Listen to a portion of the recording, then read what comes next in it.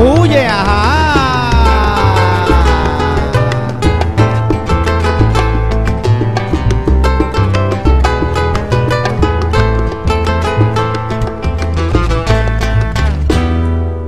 Este país y que no se investiga.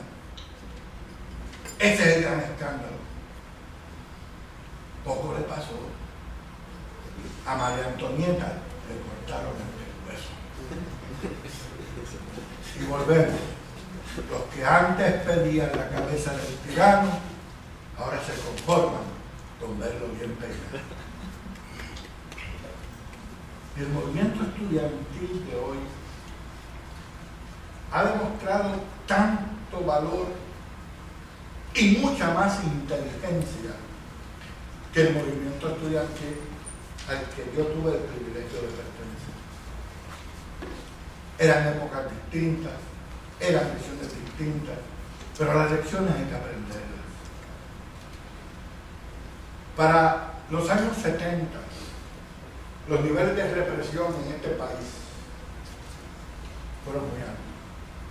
Bajo el gobierno de Luis Ferrer, a quien alguna gente ha llamado un viejito simpático, comenzó un nivel de represión que no se había visto desde los años 50, con la represión muñozista contra el movimiento nacionalista puertorriqueño.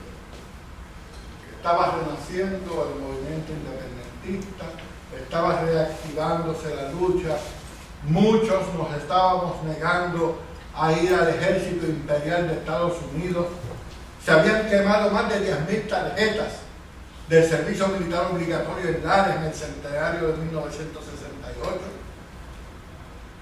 Y la lucha no estaba en las urnas, estaba en las calles, que es donde las luchas progresan.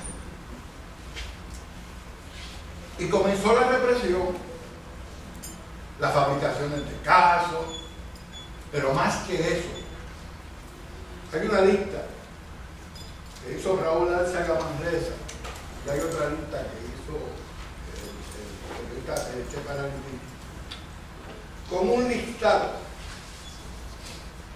de todos los actos de terrorismo de derecha que se llevaron a cabo en Puerto Rico. Y voy a citar únicamente desde 1967 hasta 1986, más de 400 actos de terrorismo de derecha. Pero estamos hablando primero de la represión policíaca, el asesinato del taxista Ariel Rodríguez aquí en la Universidad de Puerto Rico en el 67. Colocaciones de bombas en los automóviles, en los locales y en los hogares de conocidos y conocidas independentistas. Atentados contra Juan Maribral, contra Juan Antonio Correger, bombas molotov contra librerías que vendían, aunque no fuesen de independentistas, si tenían libros que tenían literatura de independentistas, le metían bombas, le tiraban cócteles molotov. El ataque a tiros a los locales y a los negocios de los independentistas. Bombas colocadas en las residencias, y uno de los lugares donde se colocaron explosivos fue aquí en la oficina de los profesores de ciencias sociales, y la volaron completa, y al colegio de abogados le metieron otra bomba, y frente a iglesias ponían bombas. Esa era la derecha. Esa era la derecha en este país. Esos eran los actos de terrorismo que no se investigaban. Eso era cuando usted le tiroteaban en su casa, usted ni siquiera, no se le ocurría ya ni ir al cuartel a denunciarlo. Si los policías con una sonrisa se miraban unos a otros, y usted sabía lo que había. A mí me robaron 3 vehículos. Los 3 se los robó la policía. ¿Por qué lo sé? Porque cuando me entregan las carpetas, ahí está la información. Preso en Canadá, la correspondencia que le enviaba a mi abogado no le llegaba. Cuando me entregan las carpetas, Allí estaban los originales de las cartas interceptadas, tanto por los federales como por los coloniales. Llegaron. El 11 de marzo de 1971, hay quienes han revisado la historia y dicen que comenzó y que una algarata en el centro de estudiantes, donde los estudiantes que estaban discutiendo sobre Mohamed Ali. Y esa fue la historia.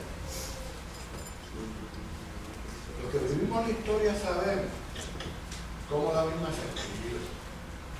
Y la historia la escribe el que gana, el que está en el poder, al que le interesa que se haga de cierta manera, porque a través de ese recuento histórico es que inducen los distintos grados de conciencia de la gente.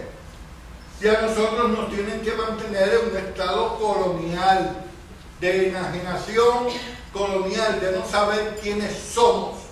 Porque si no sabemos quiénes somos, no sabemos para dónde vamos. Y a una persona que tiene amnesia, usted puede decirle que es lo que usted le dé la gana que sea.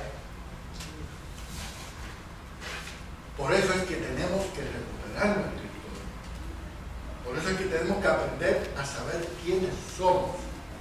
Porque de donde venimos es que nos va a guiar para dónde vamos a dirigirnos. Si aquellos terratenientes, esclavistas, que no querían pagarle contribuciones al rey Jorge de Inglaterra,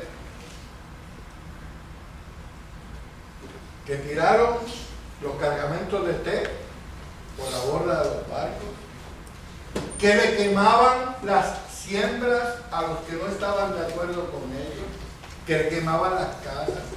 Fíjense, si yo destruyo propiedad ajena de forma concertada, y si yo pongo bombas, y si yo quemo siembras, y si yo daño la producción, se me dice terrorista. Sin embargo,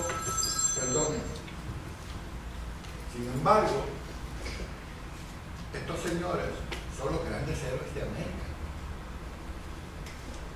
¿Qué hubiese pasado si hubiesen perdido la guerra? ¿Qué hubiese pasado si los británicos hubiesen ganado? Los hubiesen ahorcado a todos. Y los libros de historia dirían que hubo una rebelión de unos terroristas que destruyeron vida y hacienda de forma ilegal y que fueron ajusticiados. Eso es lo que diría la historia. Porque la historia describe el vencedor. Y aquí, si ustedes ven la prensa comercial de los años 70, ¿quiénes éramos nosotros? Pues éramos los terroristas. En aquella época éramos terroristas entrenados en Cuba y financiados por Fidel Castro. Hoy en día dice el dictador cubano Arango, que es Chávez quien envía. O sea, siempre hay una potencia extranjera que es la que nos sufraga y es la que nos paga, porque los mercenarios no entienden, y ellos en su mente de mercenarios no entienden que el amor es mucho más poderoso que el dinero. Ahí viene el mister con macana. Huye, huye, guabalacatanga, oh malamalanga. Ay pachanga, huéleme la bamba, huye, huye, ajá.